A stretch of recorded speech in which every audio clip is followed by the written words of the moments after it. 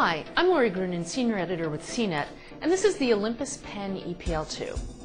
For this model, Olympus makes some design and feature enhancements as well as performance tweaks to its Pen EPL1 Micro Four Thirds camera. The result is a noticeably better camera. It delivers better photo quality and an improved shooting experience over its predecessor. The most obvious functional differences to this consumer-focused interchangeable lens model include a larger LCD, multiple variations for some of the art filters, support for the new accessory connector, and a redesign of the buttons. The body design and shape is fundamentally the same as the EPL1, but I like the EPL2's all black a little better than the black with silver highlights of its predecessor. It's still very well built and sturdy, as well as comfortable to grip and shoot. There's one oddity, however. When equipped with the new 14 to 42 mm MSC lens, the body overbalances a little and wobbles in a weebly kind of way. It's not a problem, but it is a little disconcerting the first time you put it down and see it. The fundamental layout remains unchanged. The top dial includes typical manual, semi-manual, and preset automatic modes, as well as a dedicated movie mode and art filters. Olympus's Live Guide, which appears in automatic mode, provides a user-friendly adjustment interface and shooting tips, and now it works with video. The company has expanded its art filters to accommodate more variations on each filter. Real-time art filter preview processing can be burdensome for the camera. Display refresh slows down to a crawl with some of the filters. So Olympus added a second display mode that provides a lower quality preview. That ratchets up the usefulness of those filters quite a bit.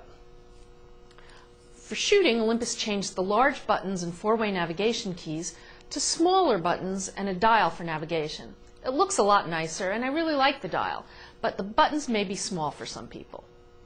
The movie record button is also recessed a bit more to prevent accidental operation. The LCD is a nice upgrade from the previous model. It's bright and crisp, and it's much nicer for manual focusing. There's also a ton of advanced features in the camera, but you do have to read the manual, and you have to turn on the double secret menu system to know that some of them exist. For instance, it's now more flexible for HDR shooting. It supports up to a 7-frame bracket. There are also 4 slots for saving custom settings, but accessing them seems to be a pretty clunky process as far as I can tell. You can map one of the presets to the function button, but in order to use any of the others, you have to go into the menu system.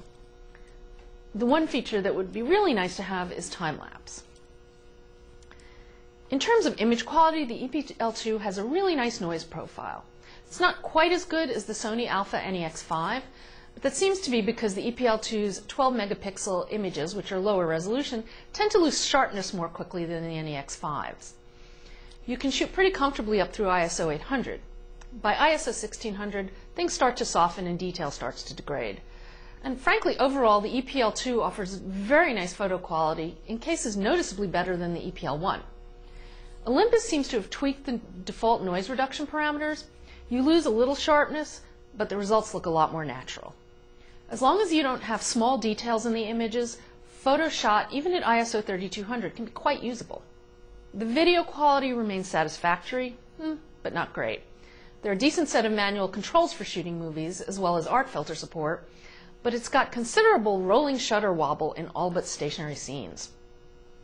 The kit comes bundled with a new version of the 14 to 42 mm lens that's designed to operate more quietly when shooting video.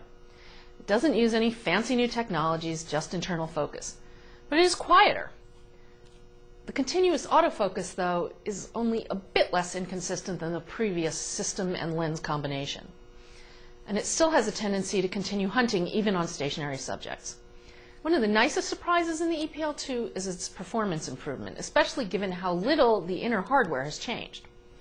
Though I still wouldn't call it a really fast camera, Olympus has brought its autofocus speed up to where it should be.